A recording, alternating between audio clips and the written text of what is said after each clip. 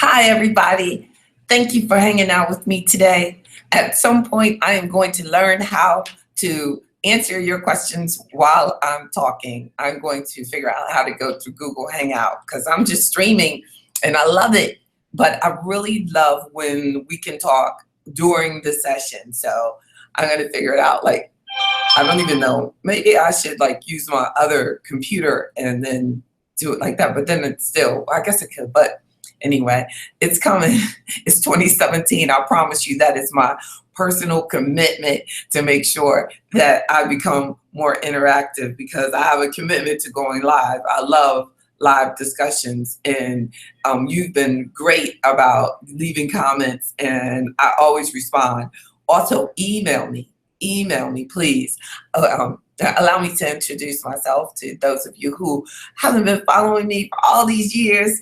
I am Bryan, the President and Chief Investment Officer of Bryan Financial Group, the home of AfroEconomics. AfroEconomics is a strategic financial management program designed for the advancement of Black wealth in America and everywhere. So thank you for hanging out. Today I want to talk about cybersecurity, getting that, because it's been a big emphasis for regulators. As the owner of a registered investment advisory firm, I'm very highly regulated, and that's a big point of just us making the regulators making sure that your assets, your statements, your information is thoroughly protected by us. So I thought, why not share that with you about how you can also personally protect yourself, your identity, your information, and that to make sure that you're being protected. And if you are working with a financial advisor, ask them, what is their cybersecurity policy? How do they protect your information? Don't hesitate to ask, some really good questions, because that is important. According to some research I have here, it says 25% of Americans were cyber hacked between March of 2014 and March 2015. And this research came out last year in April. From the Institute of CPAs announced that in the results of a survey conducted by Harris Poll said that 25% of Americans were cyber attacked. And of that, the greater percentage, 34% of that 25% of Americans were aged between 55 and 64. So typically those are people that are pre-retirement age that reported having their data stolen or compromised within that period. So that is very important, that and that might be because of some of the things that we're going to talk about, that the older worker who started their career without all of these cyber security challenges may not realize that things have changed, and it's really important now that they get on board and protect themselves.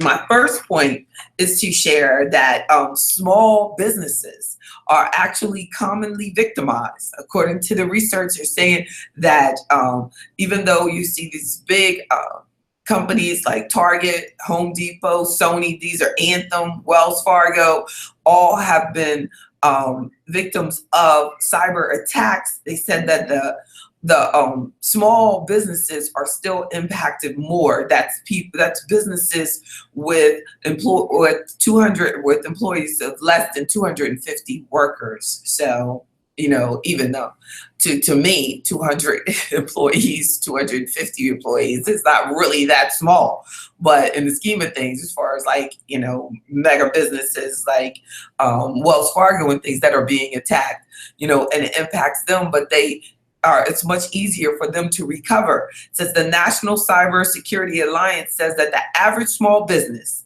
that gets hacked has a 60% chance of closing its doors within 6 months. Scary. So this is real.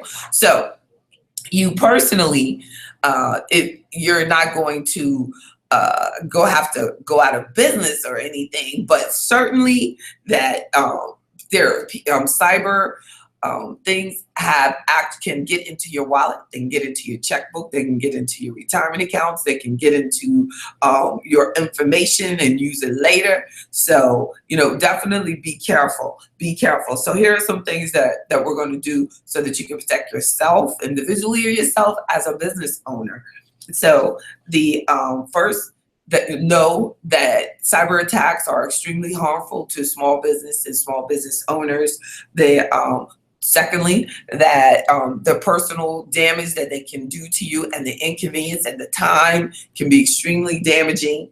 And then let's learn about 2FA, and that's going to become more and more popular because there's like acronyms for everything. So the number 2FA, that stands for having two forms or two-factor authentication for going into your accounts. So the 2FA, learn about it.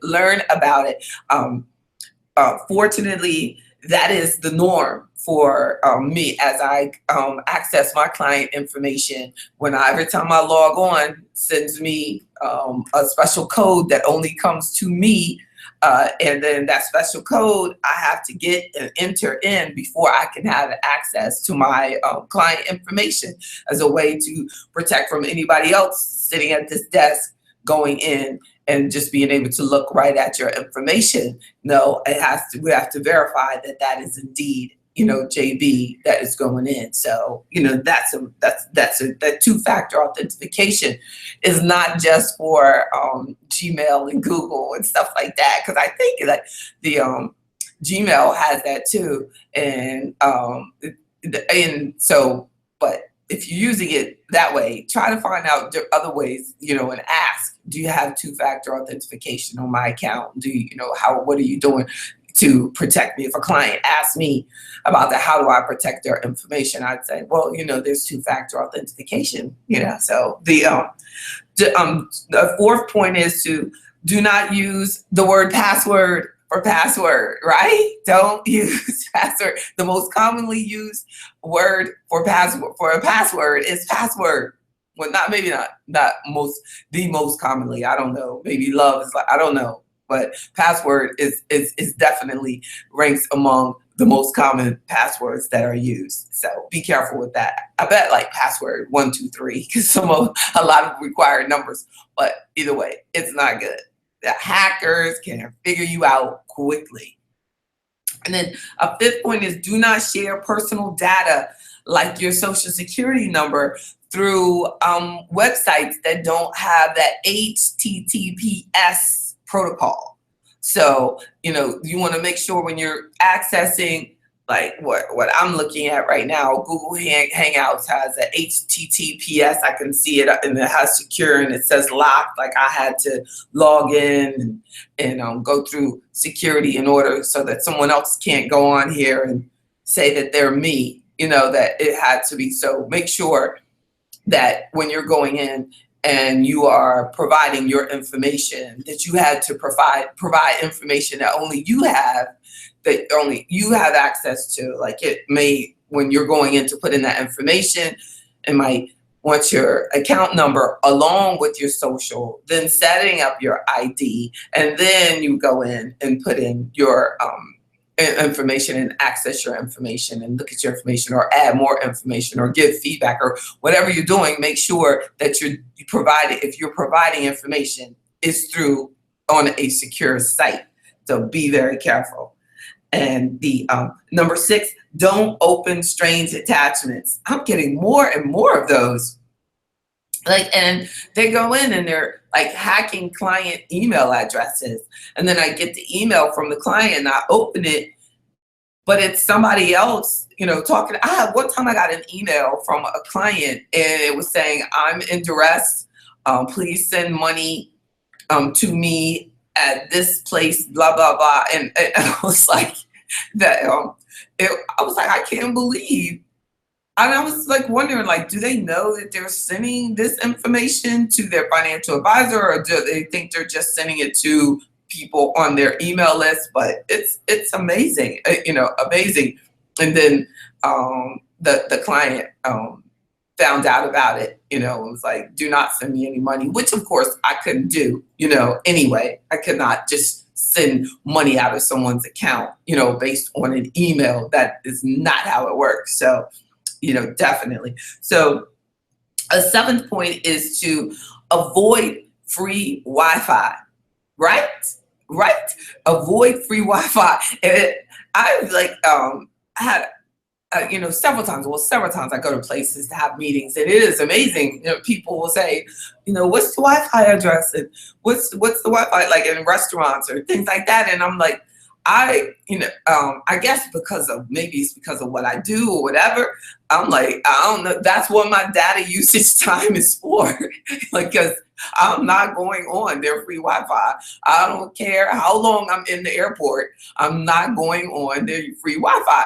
I watched a Dateline episode, and it was showing people in the airport that were going in the free data, and people were in the airport going into their bank account and checking account and everything. And he was showing how easy it was to get their passcode from their bank while they were going in on that free Wi-Fi. We have to be careful on accessing those. Don't do it. If you're like me, don't do it. I have a MiFi, an extra data port called a MiFi from my wireless company, but it's still secure, and I still have to put in the password and all those things, and nobody else can go into it. So if they're in there and they're looking at all of the Wi-Fis that are connected, they can try to go into the MiFi for JB Bryan, but they can't get into it. So if I'm in the airport, they try to get into my system, they can't, because they don't have the code. So then avoid free Wi-Fi. An eighth point is to manage your passwords and get, there's some apps out there. It's like, get the password apps, but manage your passwords and make them so thorough that they require a real, the best of hackers. Like, don't make it easy and, use just the password that we talked about a few moments ago. But look at that. If you have a problem setting up complicated or the best passwords, there's like some apps out there. I had some of them too. There's that you can use that will actually give you different passwords. I thought I had some that were like showing. I had a list of some different apps like this Norton Identity Safe, RoboForm, LastPass, Dashlane, and apps capable of creating super strong passwords. So, I don't know. I think I could figure it out, but you never know. If everybody's not into using all those symbols and numbers and all of that. So make sure if you have, and I don't think that we should have to. I was about to say, if you've been a victim, to make sure you really care. No, we want to make sure that we're not a victim. So let's use the strongest passwords possible. And if you want even extra help, like, get some of those 15-digit passwords, then look out there for some good apps. And that was a few of them: RoboForm, LastPass, Norton Identity Safe, Dashlane, and there are probably a whole bunch more out there. So then that's the eighth point. Manage your passwords, get the password apps if necessary, create strong passwords. And the ninth point is be personally responsible. Yeah, don't feel like a victim. Like, it doesn't help us to feel like a victim or to walk around frightened. That's really scary, because we do live in a internet society. So don't miss out. Like, a big part of AfroEconomics is increasing our knowledge and being fearless, but not and allowing and knowing more and doing what you have to do so that you can do what you have to do more effectively. So we don't have to say, well, yeah, that happened to 25% of the people, so that's why I don't do it. So then now you're still mailing in your tax return, instead of making sure, like, I know that the online service that I use for my tax return, when it had two-factor authentication. So make sure that if you're doing your taxes online, do two-factor authentication. It's like just do what you got to do in order to make sure that you're protected. And then a final point is that I didn't realize this, but in Europe they have cards where they have chips, but you have to use your chip card. You also have to put a PIN in. And versus like moving away from the strip, they said that, a lot of people were stealing people's strips or, whatever. I tell you, thieves make it complicated for all of us. But I use the debit card mostly. So I do use a chip and a PIN all the time. But be aware that even when you're using the chip and the signature that we use in America, our procedure is a chip card, and you can still just sign for it. It doesn't require a chip card and a PIN to be entered at this point. That a chip and a PIN is a higher level of security than just using the chip card and signing for it. So and that makes sense. It's amazing because they don't even, like, you can go up and you scribble anything and they accept the signature. It's amazing. They don't, it's like, why is it like this? So they just have your card and they sign, like, the chip in that way really is, I don't understand how it's giving us a extra level. I guess just because of people that might be stealing the strip through the strip machine, or I don't know, because they could do that with the chip, but I don't know. But two forms of authentication, it would be to use your debit card and or somehow set up your if you're the credit card user, then ask the credit card company, is there a way to set up where I have to do a PIN and use the chip credit card and a PIN in order to for it to be used. But that's something to think about. So just in summarizing everything about our cybersecurity, can't say you don't have this. Make sure you get everybody in your family to watch this. Is that the cybersecurity is a big requirement. I encourage small businesses to really get on it. Cybersecurity for small businesses, because it can impact you way more than these larger companies. That second point is to realize that it can cause a lot of personal damage. I had a neighbor one time, and she was telling me about, in her savings account, that someone was just, constantly taking withdrawals, and she hadn't even realized it. So one way to make sure is to keep up with your money. Look, she's just rich, right? But keep up with your money. Look at your statements all the time. And I don't know how they were getting that out, but it had to be. She said it was some ways through a wiring process or something that we're taking. So just be very careful and be conscious, because cyber theft, cyber attacks can affect you personally. Learn about the two-factor authentication.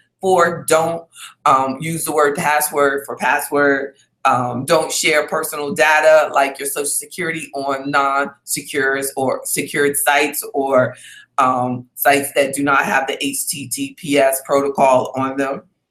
Don't open strange attachments. 7th point is avoid free Wi-Fi.